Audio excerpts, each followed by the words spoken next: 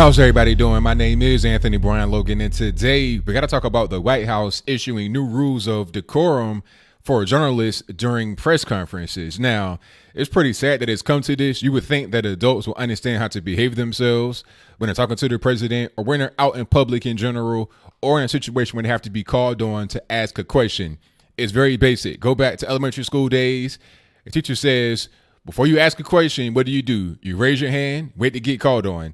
That's how it goes. But apparently, some of these adults, many of whom are much older than myself, people that are almost senior citizens, don't quite understand that. So as a result of a court order, we now have rules in place that everybody must follow, or they're going to get the boot up out of the particular place, and their press pass shall be revoked. Now, to back up a little bit before I get into the actual rules and what they say, the reason why we're here today is because of a lawsuit that CNN brought against Donald Trump, Sarah Huckabee Sanders, the Secret Service, and whatnot. I did a video about this before, and if you want to see that, I'll link to it in the box below. But basically, Jim Acosta got into this little scuffle with this White House intern, trying to take the mic from her, didn't want to sit down after he got told to several times. He's asking a bunch of questions. He was just totally out of control. And it wasn't just him. You also had April Ryan. She is a contributor for CNN, but does not necessarily represent them when she's in the White House.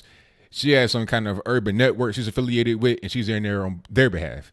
But she might as well be a CNN contributor in the White House officially as well. Other people wanted to do different things.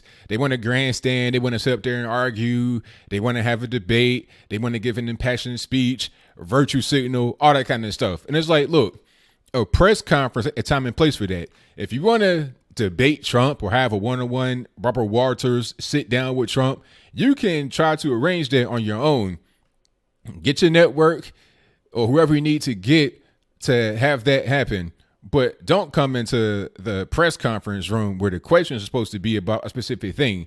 The incident in question with Jim Acosta and the intern happened right after the midterm elections. So the questions should have been surrounding the midterm elections. It shouldn't have been this whole thing about, the migrant caravan, they aren't dangerous and not really here. You're giving your own personal opinion, your grandstanding, your virtue signaling.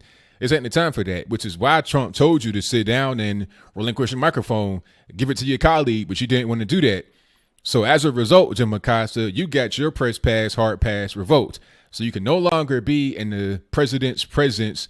You can no longer be in these press conferences. You're going to be out of there. He tried to go back to the White House the next day or that night and was denied entry by the Secret Service because the hard pass, which you have to get to access past Secret Service, which requires an extensive background check, had been revoked. Now, CNN sues on behalf of that, and they get Jim Acosta's press pass reinstated temporarily. This is not a permanent thing. And you had a bunch of fake news out there talking about the judge, Timothy Kelly, ruled on the First Amendment because Trump was trying to silence the press and restricting the freedom of the press. No, it's all about this person just behaving badly. The judge just ruled on the Fifth Amendment, which was the whole thing about due process. The judge just said, rather than revoking this pass for an arbitrary reason, you need to have a list of rules that must be followed. And if he breaks any of those rules, or if anyone else does, then you have right to revoke their pass from being in the press conferences. So he did that, and I'll place those on the screen before you. The very first one says, a journalist called upon to ask a question will ask a single question and then will yield the floor to other journalists. Now, it's very simple. You ask a question, you get it out. After your first question, you have to be prepared to go to somebody else. You may be allowed a follow-up question if the president allows you to, and that's a second thing. At the discretion of the president or of the White House official taking questions, a follow-up question or questions may be permitted, and where a follow-up has been allowed and asked, the questioner will then yield the floor. So this gives the president a lot of power to allow you a follow-up or not allow you a follow-up, and that's fair because some questions may need a follow-up. And the president may want to answer a follow-up to clarify the first question's answer, if that makes any sense. So that makes sense right there. If he does not want you to have follow-up question, you're not going to have it. If he does, you can have it, but we can't be up here all day taking 8, 9, 10 questions. You got a lot of people in the room that want to get their voice heard. And one thing I said before I get back to the other list of rules, one thing I said in response to people talking about, oh, Trump's trying to kill the freedom of speech and freedom of press. No, he's trying to actually extend and enforce freedom of speech and freedom of the press. Because if you're a reporter up there asking 8, 9, 10 questions, you're taking time away from other people. So other reporters are not allowed to have their voices heard. They're not allowed to have their questions get out there. They're not allowed to get answers because you're hogging up all the time.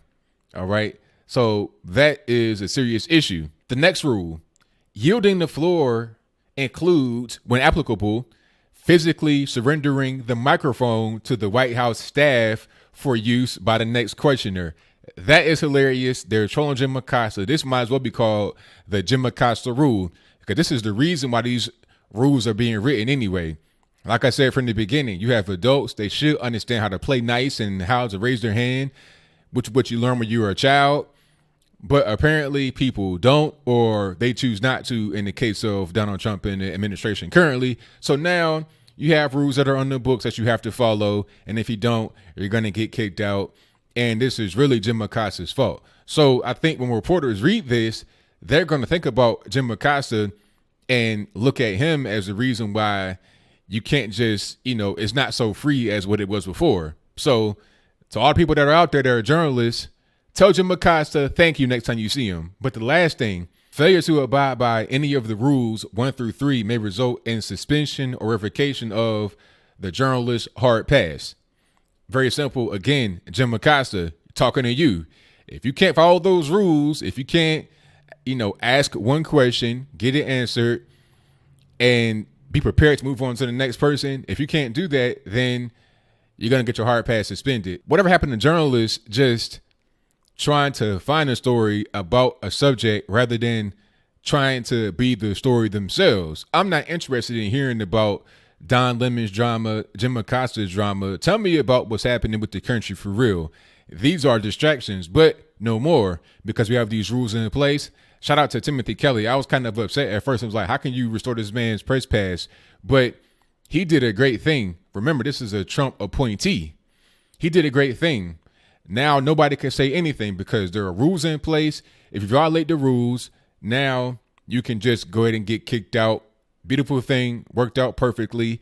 And I'm ready to see the first person that wants to test these new rules and see how they get carried out and see how they're enforced. I suspect iron-handed enforcement, because it's to the point now where it's getting out of control. And then when one person gets away with it, others may follow and copy what they do. Like I said, April Ryan's, she's over there yelling out stuff without a microphone. Then she's going on TV trying to play the victim.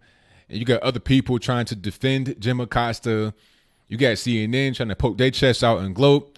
Look, all that is coming to a swift end. And shout out to Trump's administration for making it happen. So what do you think? Do you think that there should be rules for journalists when it comes to the press conferences?